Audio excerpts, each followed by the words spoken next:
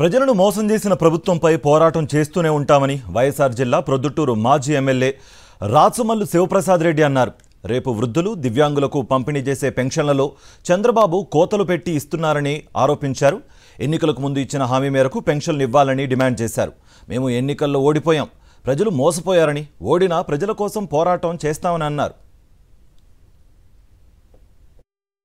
ఎన్నికల్లో మేము ఓడిపోయినాం ప్రజలారా, ఎన్నికల్లో మేము ఓడిపోయినాము, మీరు మోసపోయినారు. ఆశించిన లబ్ధి మీకు అందక ఇబ్బందులు పడతానే ఉంటారు. మీ తరఫున మేము ప్రశ్నిస్తూనే ఉంటాం. మీ తరఫున మేము రాష్ట్ర ప్రభుత్వం మీద శాంతియుతమైన పోరాటాలు కొనసాగిస్తూనే ఉంటాం. మీ మద్దతును మాకు ఈ పోరాటాలలో 5 సంవత్సరాల పొడుగునా మేము చేయబోయే పోరాటాలలో మీ మద్దతును మాకు ఇమ్మని చెప్పి మనస్ఫూర్తిగా విజ్ఞప్తి చేస్తూ ఉన్నాం. వాలంటీర్ వ్యవస్థను కొనసాగిస్తానని చెప్పి వారికి 10,000 రూపాయల వేతనాన్ని ఇస్తానని చెప్పి ఈ రోజుకి నెల రోజులు కావస్తూ ఉంటే 1వ తారీఖున పెన్షన్ పంపిణీ కార్యక్రమం వాలంటీర్ వ్యవస్థ ద్వారానే జరగాల్సిన ప్రక్రియ ఉంటే వారి ప్రధానమైన ఉద్యోగం కూడా అదే.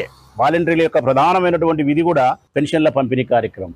ఆ పెన్షన్ల పంపిణీ కార్యక్రమం వారితో కాకుండా ఇతర ఉద్యోగస్తులతో పంపిణీ కార్యక్రమం మీరు చేస్తూ ఉన్నారు అంటే వాలంటీర్ వ్యవస్థకు మీరు మంగళం పాడినట్టే అని చెప్పి ప్రజలు అనుకుంటా ఉన్నారు.